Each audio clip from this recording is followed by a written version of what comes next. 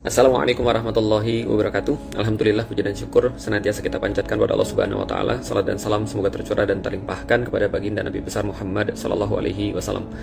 Dan mungkin teman-teman sudah tahu, aku coba untuk bahas pada kali ini adalah tentang masalah pesantren dan Trans 7 ya. Ini kan sudah banyak banget yang bahas ya. Dan aku dari kemarin mencoba untuk nahan dulu untuk nggak ngomong supaya semua data-datanya itu menjadi lebih lengkap.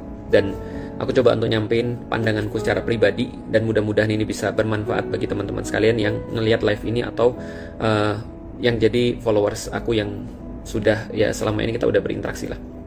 Jadi gini teman-teman sekalian, poin pertama yang aku pengen buat adalah kita nggak ada perbedaan dan sudah terlalu jelas secara konteks penyampaian, secara cara penyampaian Trans 7 jelas salah. Itu udah pasti. Artinya kita bisa berdebat tentang konten nantinya. Tapi aku ingin menggarisbawahi dulu secara konteks itu Trans 7 jelas salah. Karena gini ya, sebelum kita membahas tentang berikutnya, aku coba jelasin dulu gini. Komunikasi itu teman-teman sekalian, itu kalau kita mau sederhanakan tergantung 5 hal. Pertama, tergantung kepada siapa kita berbicara. Lalu kemudian di ujung satunya lagi adalah siapa pembicaranya. Jadi kalau ada satu yang terus kemudian di ujungnya adalah siapa yang kita ajak berbicara atau siapa tujuan daripada kita berbicara, yang pertama adalah siapa pembicaranya. Nah, di tengah-tengah itu ada yang namanya media yang kita pilih. Misalnya contoh ini adalah media live yang menyampaikan aku, yang dengerin teman-teman sekalian. Berarti kita udah 3 nih, ada 5 kan ya. 1, siapa yang berbicara. 2, siapa yang mendengar. Yang ketiga adalah yang di tengah-tengah adalah medianya. Dan yang dekat dengan aku namanya konten. Konten itu adalah isi daripada komunikasi atau materi komunikasinya. Itu apa yang pengen disampaikan. Dan konteks adalah bagaimana cara penyampaiannya atau kemasannya. Kira-kira seperti itu ya. Nah, dilihat dari segi ini, Trans 7 itu sudah pasti salah soal konteksnya. Mengenai kontennya nanti kita akan bahas. Tapi secara konteks itu sudah pasti salah. Kenapa? Karena gaya ngomongnya tendensius. Karena gaya ngomongnya menyakiti. Karena gaya ngomongnya ngegosip. Karena gaya ngomongnya menimbulkan kecenderungan orang untuk salah paham. Karena gaya ngomongnya mengejek dan seterusnya. Ini sudah jelas gitu ya. Nah, hanya saja ada poin kedua yang mau kita bahas, yaitu adalah poin konten, yaitu adalah kontennya di dalam situ.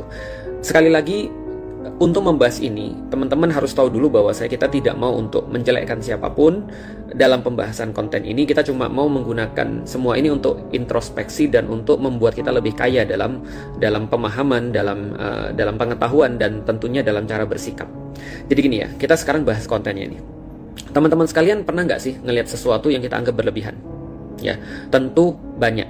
Dan tolong garis bawahi bahwasanya berlebihan itu sangat-sangat terkait dengan situasi dan kondisi serta pemahaman orang tentang sesuatu itu. Misalnya, kalau kita ngelihat orang-orang Arab ketika dia senang, dia nyium kening kita. Itu adalah sesuatu yang wajar bagi mereka, tapi bagi kita berlebihan. Misalnya lagi, di Arab itu kalau megang, mohon maaf ya, kita megang pantat orang itu consider sangat-sangat menyerang, sangat-sangat kita itu kayak kurang ajar. Kalau di kita mungkin tidak sebesar itu ya. Atau misalnya gini, kita nggak usah ke Arab ataupun ke negeri-negeri yang lain ya. Kita misalnya contohnya lagi, teman-teman kalau bersin terus buang ingus, brot gitu ya, buang ingus ya. Itu biasanya kalau di Indonesia. Tapi kalau di Amerika itu consider sangat nggak sopan. Tapi kita nggak usah ke negeri yang lain dulu ya. Kita coba bahas di Indonesia aja. Banyak nggak sih hal-hal yang kita lihat berlebihan? Gitu. Tentu saja banyak. Contoh misalnya, aku secara pribadi ketika ngelihat ya misalnya ya, orang nge-live di depan publik itu bagiku masih over. Masih berlebihan. Aku tahu ini kita berbeda, bisa jadi kita berbeda, tapi bagiku berlebihan. Aku lebih senang ketika live tuh ya kayak gini, bisa kita punya situasi dan kondisi yang tepat, kita nggak diliatin orang gitu ya. Karena bagiku ya itu tergantung tadi kan ya, situasi dan kondisiku secara pribadi. Aku nggak dibesarkan dalam culture yang seperti ini gitu maksudnya. Sehingga ketika aku nge-live itu nggak bisa tuh, "Hai guys," gitu kan ya, "Gua lagi di sini nih." Itu aku rasa kayak malu banget gitu rasanya. Tapi ya itu bagiku orang-orang kayak itu berlebihan. Back then ketika tahun 2009, ketika handphone itu masih jarang-jarang, aku pernah keluar kota dan aku ngelihat orang-orang setelah turun dari pesawat, pas mereka lagi ada di baggage claim, itu mereka semua buka handphone pada saat itu. Dan saat itu belum ada WhatsApp, belum ada media sosial bahkan. Mereka cuma ngecek handphonenya, mungkin ngecek SMS. Terus dalam hatiku, wah berlebihan banget. Emang kalian sesibuk apa sih gitu maksudnya? Karena aku hidup di culture yang ketika orang itu misalnya ngantri, kita ngajak ngobrol orang di sebelah kita. Ketika kita lagi di bandara, kita basa-basi. Ya itu pasti bagi Gen Z itu neraka banget ya. Itu kan maksudnya. Tapi coba lihat ya. Ternyata pandangan kita tentang berlebihan itu adalah sesuatu yang sangat-sangat subjektif. Sama seperti ketika aku ngelihat ada orang yang menyatakan cinta, misalnya ya, ada orang yang kayak bukan menyatakan cinta, dia ngajak orang nikah, lalu kemudian pakai itu loh, pakai apa namanya, pakai cincin, lalu kemudian kayak propose di depan umum. Itu bagiku berlebihan. Tapi bagi orang lain mungkin keren. Bahkan sekadar bagiku ya, foto prewedding itu berlebihan. Nah, kok gitu amat sih gitu kan ya. Itu bagiku secara pribadi. Atau mungkin dalam hal-hal yang lain lah. Seringkali mungkin kita ngelihat ada orang dalam hal-hal tertentu, misal ya ketika orang-orang yang bukan wibu atau orang-orang yang bukan senang dengan apa ya, kayak bukan senang dengan Jepangan gitu ya, ngelihat orang-orang wibu tuh norak, berlebihan. Atau orang-orang yang kayak aku yang dulu nggak paham sama sekali dengan kayak Korea gitu ya, Korean Wave aku nggak paham, atau K-pop dan segala macam. Aku ngelihat orang-orang yang ngefans kepada K-popers itu berlebihan gitu bagiku ya secara pribadi. Tapi balik lagi, kita belum bahas pada intinya ya. Bagiku berlebihan, tapi mungkin bagi mereka enggak. Kenapa atau enggak? Karena gini, ternyata berlebihan atau enggak berlebihan itu sangat dipengaruhi oleh yang namanya cinta. Jadi kalau kita mencintai sesuatu, kadang-kadang kita itu saking all outnya dengan sesuatu yang kita cintai itu, sampai-sampai dilihat oleh orang lain yang tidak mencintai atau yang tidak punya perasaan yang sama seperti itu kayak biasa aja. Nah, jadi ini adalah out of love. Kita nggak bisa sih ngomongin orang berlebihan kalau memang yang dilakukan itu adalah out of love. Sama seperti tidak layak bagi orang yang misalnya child free, misalnya ada orang yang memilih untuk child free misalnya, untuk menghakimi ibu-ibu itu kayak kurang kerjaan, atau kok mau sih ibu-ibu itu diperbudak oleh anak-anak, atau misalnya mau-maunya sih direpotin oleh anak-anak. Sedangkan yang ngasuh anak merasa, loh, gue melakukan ini nggak terpaksa kok, nggak seperti yang lu pikir gitu maksudnya. Gue nyebokin anak seneng gitu, gue bangun di malam hari ngelayanin anak gue, ya seneng gitu maksudnya. Kenapa? Karena out of love gitu maksudnya. Jadi kalau ada orang melakukan out of love, ya kita nggak bisa nyalahin gitu, dan tidak juga bisa kita katakan berlebihan, karena kita sendiri pasti ketika kita menyenangi sesuatu atau kita menyukai sesuatu, kadang-kadang kita pasti melakukan perkara-perkara yang nggak masuk akal. Misal ketika kita dengan Rasulullah, kok bisa orang dibacain cerita terus tiba-tiba nangis? Ketika orang ingat Rasulullah, dia nangis, lalu kemudian dia pengen untuk melakukan sesuatu buat Rasulullah, ya mungkin nggak masuk akal. Teman-teman tahu nggak sih bahwasanya kita puasa itu bagi orang-orang yang lain nggak masuk akal? Ibu bapakku dulu ketika pertama kali dengerin aku mau puasa, mereka bilang nggak masuk akal, ngapain lu lapar di saat ada makanan gitu kan ya. Bagi dia pergi ke Mekah itu nggak masuk akal, ngabisin duit sebanyak itu cuma untuk sholat aja di sana, itu nggak masuk akal gitu maksudnya. Atau bagi mereka mencium hajar aswad, berebut mencium hajar aswad, itu bagi mereka nggak masuk akal. Kenapa? Balik lagi, because they don't share the same things that we love. Karena mereka tidak merasakan apa yang kita rasakan, maka itu menjadi sangat aneh bagi mereka, dan menjadi menjadi sesuatu yang normal apabila kita coba untuk memahami bahwasanya perlakuan itu adalah out of love, atau karena kita merasa sangat sayang. Artinya secara konten itu memang bisa debatable, karena kalau kita bicara tentang kelakuan ataupun aktivitas orang di dalam pesantren, yaitu memang terkadang menjadi tidak masuk akal bagi orang-orang yang tidak memiliki rasa cinta yang sama gitu maksudnya. Oke, aku disclaimer, memang betul aku bukan anak pesantren. Aku bahkan bukan muslim pada awalnya. Tapi bukan berarti aku tidak bisa atau tidak boleh belajar atau tidak boleh ngomong tentang pesantren. Karena anak-anakku 2 pesantren. Dan aku secara pribadi sangat-sangat dekat dengan kehidupan pesantren. Gitu kan ya. Nah, artinya aku ngerti banget sih ketika ada beberapa aktivitas di pesantren. Oh ya, by the way, ini mungkin bakal lama ya. Jadi kalau misalnya bagi teman-teman yang perlu penjelasan singkat, mungkin nggak di sini ya. Aku coba ingin menjelasin pola pikirku. Nah, jadi balik lagi ke situ, mungkin ada banyak sekali hal-hal yang kelihatan aneh yang dilihat oleh orang-orang di pesantren, terutama bagi orang-orang yang memang nggak pesantren gitu maksudnya, dan tidak share dengan rasa cinta yang sama. Misal contoh kayak gini ya. Saking terus kemudian kita itu hormat sama guru kita tuh saking sayangnya sama guru-guru kita di pesantren gitu ya, itu bukan terkadang ada beberapa kayak aturan-aturan yang nggak tertulis ya. Misalnya kalau dia belum ngomong, kita nggak ngomong. Kalau dia nggak nanya, kita nggak jawab. Atau sekedar kayak memandang beliau aja kita kadang-kadang merasa takut, merasa kayak merasa nggak pantas. Ini bukan feodalisme dan juga bukan sesuatu yang berlebihan, tapi menurutku ya out of love. Sama seperti ketika seorang anak atau seorang yang jatuh cinta itu kadang-kadang suka aneh-aneh gitu maksudnya. Ya lihat tuh kurang aneh apa orang-orang yang jatuh cinta, gambar-gambar di meja gitu kan ya, kirim salam, lalu kemudian beliin barang, lalu kemudian ngomong sendiri, buat puisi gitu ya, kan sama aja kan sebenarnya kan ya. Ketika ketemu dia nggak bisa mandang, jangankan mandang orangnya, mandang sendalnya aja dia udah deg-degan gitu. Nah, sama ketika ada orang yang ketika dia itu merasa bahwa gurunya itu benar-benar membantu dia, gurunya itu benar-benar menjadi patronnya dia punya sikap tertentu terhadap gurunya itu yang mungkin hanya bisa dimengerti oleh orang-orang yang mungkin share sekali lagi rasa cinta yang sama. Begitu pula ketika aku pernah di pesantren, pernah datang ke pesantren maksudnya, lalu kemudian ngelihat di situ kebiasaannya sangat luar biasa menurutku. Ketika gurunya lewat itu mereka langsung freeze gitu. Jadi mereka langsung diam, terus nunduk, terus kemudian memberikan penghormatan pada gurunya. Mungkin gurunya nggak minta ya, tapi itu adalah sesuatu tradisi yang berlangsung terus-menerus karena menghormati ilmu yang ada pada guru itu. Dan disitulah aku belajar ketika di pesantren. Memang betul kata-kata adab lebih utama dari ilmu, itu benar banget. Dan memang dalam sebuah dunia ilmu di dalam Islam, adab itu sangat-sangat berharga melebihi ilmu. Bahkan ada pepatah yang mengatakan bahwasanya kalau kita punya adab, itu bisa menutupi sedikit ilmu yang kita punya. Tapi ketika kita punya banyak ilmu, itu tidak bisa menutupi sedikitnya adab. Artinya sampai kapanpun adab itu lebih disenengin daripada ilmu. Ya sama seperti kita lebih senang dengan teman-teman kita yang misalnya nggak terlalu pintar, tapi dia itu likeable, dibandingkan dengan orang-orang yang sebelable. Jadi yang sangat mudah sekali disebelin gitu maksudnya, walaupun dia pintar gitu kan ya. Itu kelihatan kayak show off gitu gak sih? Artinya ya likeable itu adalah bagian daripada adab gitu. Nah, adab ini adalah tulang punggung di dalam pendidikan. Karena memang bedanya antara pendidikan yang berorientasi pada barat dengan pendidikan yang berorientasi pada timur, kebanyakan termasuk Islam dalam hal ini, adalah pendidikan barat itu lebih kepada transfer of knowledge, sedangkan pendidikan ketimuran itu lebih kepada transfer of karakter. Maka di dunia pendidikan termasuk di pesantren, transfer of karakter ini menjadi sesuatu yang justru diunggulkan di dalam sistem pendidikan. Artinya gini, aku secara pribadi, aku sering ngomong, aku lebih rela punya anak yang gak juara satu, atau bahkan dia juara terakhir di kelas, atau bahkan dia tidak punya ilmu yang bisa dibanggakan sama sekali, tapi dia menjadi orang yang berbakti pada orang tua, dia menjadi orang yang baik pada sesama, dia gak menyakiti orang yang lain, dia cinta pada Allah dan Rasulnya, ketimbang punya anak yang berderet gelar, tapi dia tidak punya adab, atau tidak punya ilmu. Misalnya dia ngomong sama orang tuanya bentak, atau dia ngomong sama orang tuanya kasar, atau misalnya dia berani untuk ngedebat orang tuanya dalam perkara-perkara nasihat yang biasa, atau sekedar dia berkata pada orang tuanya, alah ngerti apa lu gitu misalnya. Artinya ini adalah sesuatu justru keunggulan yang ada di pesantren. Pesantren itu mengajarkan akhlak yang sangat luar biasa. Bukan akhlak aja, adab di atas ilmu. Ini adalah sesuatu yang sangat penting banget.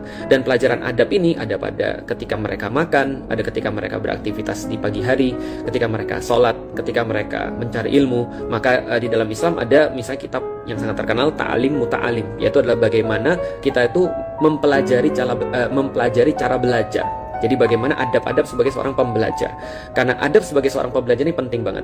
Apalagi kita di kalangan para pembelajar ini senantiasa dikasih tahu bahwasanya memang ilmu itu bisa didapat dengan belajar. Tapi manfaat ilmu itu hanya bisa didapat ketika guru itu ridho sama kita. Dan keberkahannya itu hanya ketika kita bisa berkhidmat pada guru. Sehingga ya wajar banget ketika orang-orang yang belajar di pesantren itu mereka pengen banget tuh khidmat pada guru dengan segala cara. Misalnya dengan sesederhana mijitin, dengan sesederhana misalnya kayak ngambilin air, sesederhana nyiapin keperluan-keperluan ustadznya, sesederhana misalnya disuruh-suruh. Ya seperti orang-orang jatuh cinta tuh senang disuruh-suruh gitu maksudnya. Ya lihat aja tuh orang-orang jatuh cinta kan senang tuh disuruh-suruh, malah minta disuruh apa lagi gitu maksudnya. Nah ini yang pertama. Jadi justru keunggulannya itu ada pada adab. Nah, sekarang kita bahas yang sebaliknya. Tapi betul bahwasanya kita sudah tahu lah, kalau di dalam ilmu etika atau di dalam ilmu dalam ilmu syariat juga ya, segala sesuatu yang tepat itulah yang benar. Tapi kalau itu sudah mulai melebihi, atau ada salah satu pihak yang memang nggak paham atau nggak ngerti, akhirnya yang terjadi bukan suatu kebaikan, tapi yang terjadi adalah malah keburukan. Misal ya kayak gini ya, kalau andaikan murid itu ketika di dalam Islam sangat menghormati gurunya, sangat memuliakan gurunya, itu adalah sesuatu adab yang diajarkan di dalam Islam. Karena rasa cinta mereka sampai melakukan sesuatu yang misalnya seolah tidak masuk akal, seperti kayak berlutut di depan gurunya, ataupun nunduk membungkuk di depan gurunya. Mungkin itu nggak masuk akal, mencium tangan, ataupun mencium kakinya, atau mencium apanya lah, terserah. Nah, di sisi itu di titik itu, misalnya muridnya menghormati gurunya, tapi gurunya tidak menghormati muridnya dalam tanda kutip, maka terjadilah hal-hal yang kita nggak inginkan. Jadi seolah-olah guru itu tidak punya aturan, atau seolah-olah cuma murid yang dituntut untuk punya adab, tapi adab guru tidak diperhatikan. Jangan salah loh, tidak hanya murid yang belajar tentang adab-adab dalam belajar. Di dalam Islam itu ada juga adab guru. Ada adab guru, misalnya sebelum dia ngajar, dia berwudu. Sebelum dia ngajar, dia memakai pakaian yang terbaik.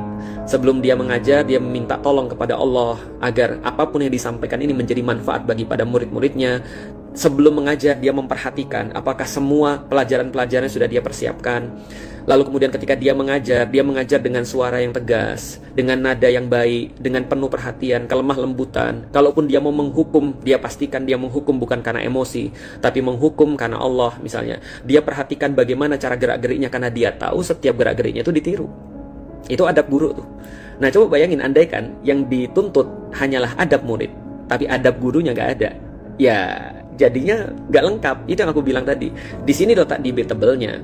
Artinya kita tahu bahwasanya keunggulan pesantren itu kita mengharapkan anak-anak ketika masuk ke pesantren mereka keluarnya punya adab. Tapi kalau mereka keluarnya misalnya justru tidak beradab, lah terus keunggulan pesantrennya di mana? Tapi dia sangat beradab pada gurunya, tapi gurunya nggak beradab. Gimana nih ceritanya nih? Nah, maka kita harus tahu nih bahwasanya bukan hanya muridnya yang dituntut beradab, tapi gurunya juga beradab. Misal, aku pikir tidak ada adabnya ketika seorang guru mencontohkan misalnya nendangin makanan. Atau aku pikir, aku masih mencari ya, di mana adabnya ketika misalnya dia berbuat misalnya kayak kasar dengan murid-muridnya, atau bahkan memanfaatkan memanfaatkan posisinya sebagai guru untuk melakukan pelecehan seksual misalnya. Ini kan problem-problem juga yang juga ada. Atau memanfaatkan untuk misalnya untuk meraih duniawi. Ini kan sesuatu juga kita lihat juga ada. Nah, ini yang menjadi problematika yang orang-orang tuh nggak suka. Jadi yang orang nggak suka tuh bukan pesantrennya. Semua orang tuh pasti sepakat bahwasanya pesantren itu adalah tempat untuk membangun adab, dan semua sepakat bahwasanya adab itu penting. Mereka semua sepakat, dan mungkin hampir semua bisa menerima bahwasanya ketika ada orang mencintai orang lain, mereka bisa memahami kenapa orang tuh berbuat kayak aneh gitu maksudnya, dan kayak berlebihan.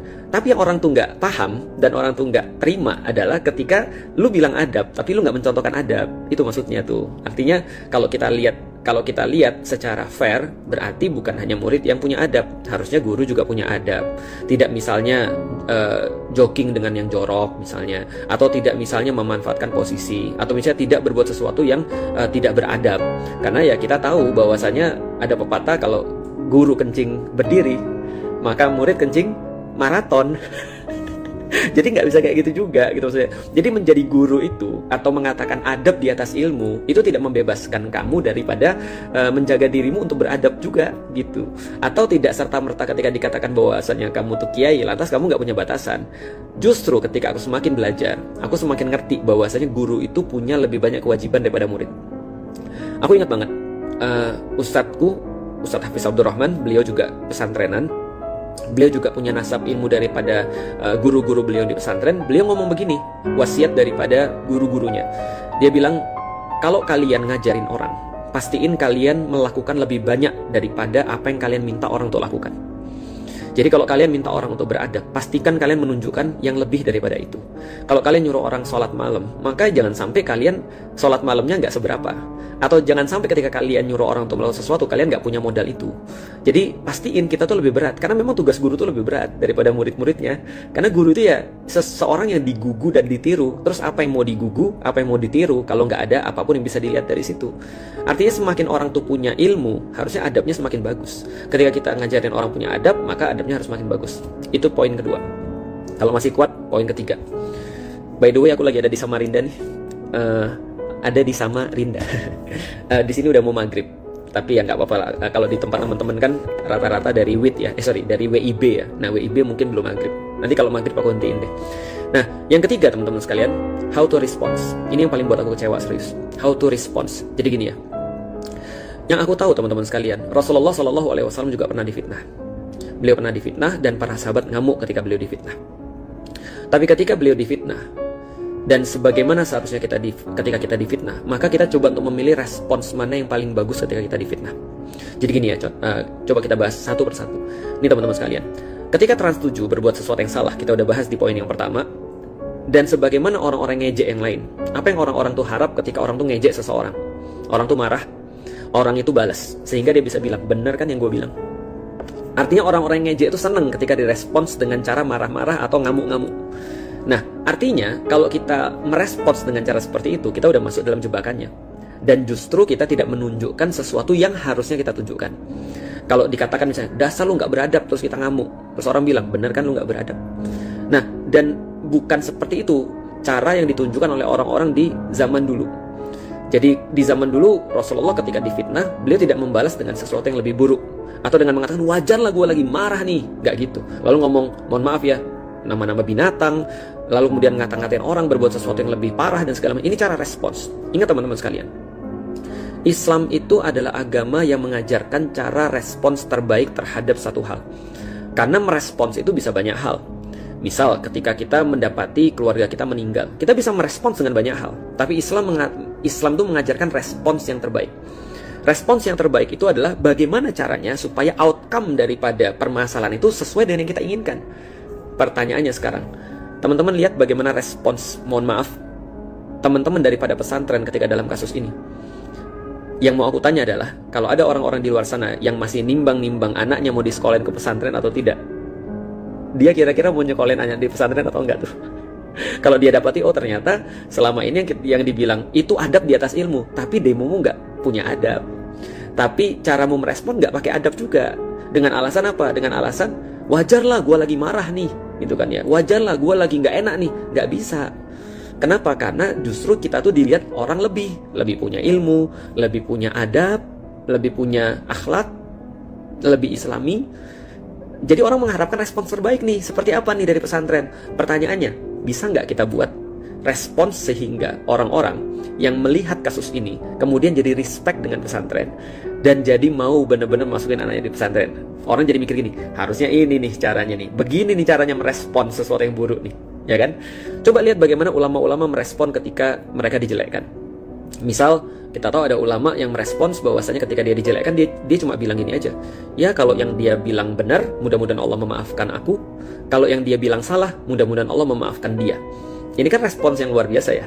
Dan orang-orang yang dengar akan bilang, wah Islam nih gue nih, jelas Islam nih gue seneng nih respon kayak gini nih, jadi Islam nih gue nih, ya kan ya. Bukan dengan mohon maaf nih, kata-kata an titik-titik ing gitu kan ya, atau misalnya ba titik-titik ngan gitu, atau ya kayak gitu-gitu, nggak kayak gitu maksudnya. Jadi artinya respons apa yang diharapkan sehingga orang itu justru jadi berpihak pada pesantren. Kita benar-benar nunjukin di pesantren ini kita memang nunjukin bahwasannya kita tuh ngajarin adab, bukan seperti yang dituduhkan menghamba pada manusia, bukan seperti yang ditunjukkan kayak cuma feodalisme dan segala macam, tapi benar-benar akhlak. Jadi coba tunjukin akhlak yang tadi dipelajari di pesantren itu, bagaimana caranya merespons situasi kayak gini, gitu maksudnya. Nah artinya coba tuh ulama yang lain ketika mereka dihina, mereka bilang begini, aku nggak tahu bagaimana cara bales omongan dia karena aku nggak pernah tahu kata-kata buruk. Bayangin tuh. Artinya ya kalau ada orang nggak pernah diajarin buruk, gimana dia bisa ngomong buruk gitu maksudnya. Tapi kalau misalnya dia responsnya justru kata-kata yang jelek, ya ini berarti jangan-jangan di sana diajarin begitu. Yang terakhir, karena udah mau azan ya di sini di Samarinda. Yang terakhir aku mau ngomong, guys, tanggal 7 Oktober aku menghadiri aksi bela Palestina. Dan kita tahu walaupun sekarang katanya ceasefire, tapi sebenarnya nggak terjadi ceasefire.